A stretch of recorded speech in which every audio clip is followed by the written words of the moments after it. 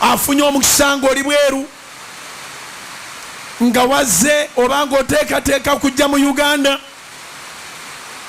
omukisa ogwo nga gukyali mu mikono gyo gukozese.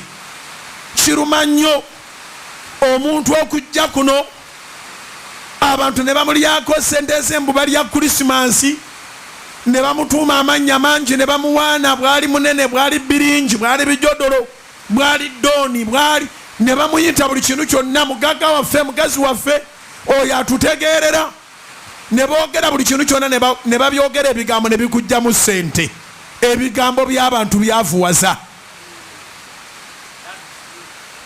Ebigambo by'abantu tebiremesa bulemesa muntu kunoonya Mukama, naye ebigambo by'abantu n'okwavuwaza byavuwaza.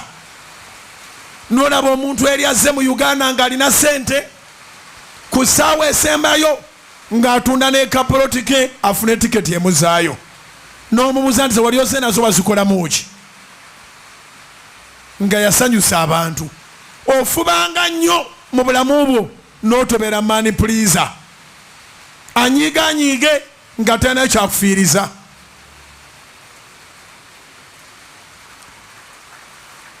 Totyanga kunyiiza abantu bw'obanga ofiirwa.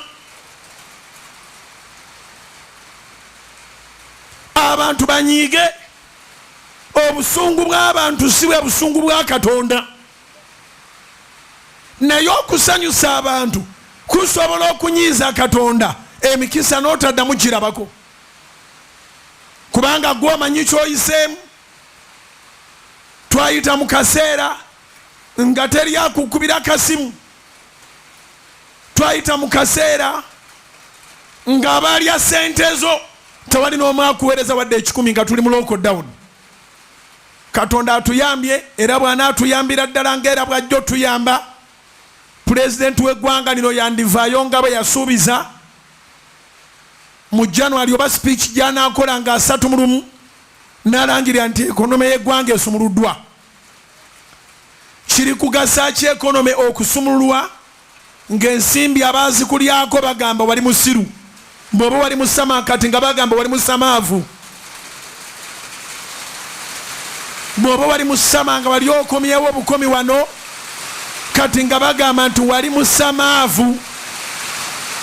Learn to use an opportunity in your opportune time.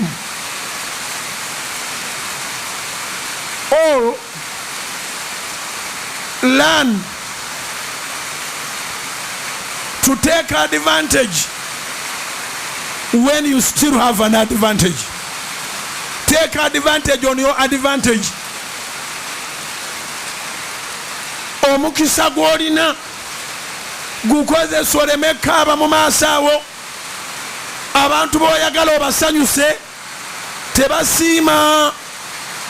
Abantu tebamanyi kye baagala. Gw'oteekwa okumanya ky'oyagala era n'okuyimirirawo ku lw'ekyo ky'oyagala. It is upon you to know what you want and you stand by what you want.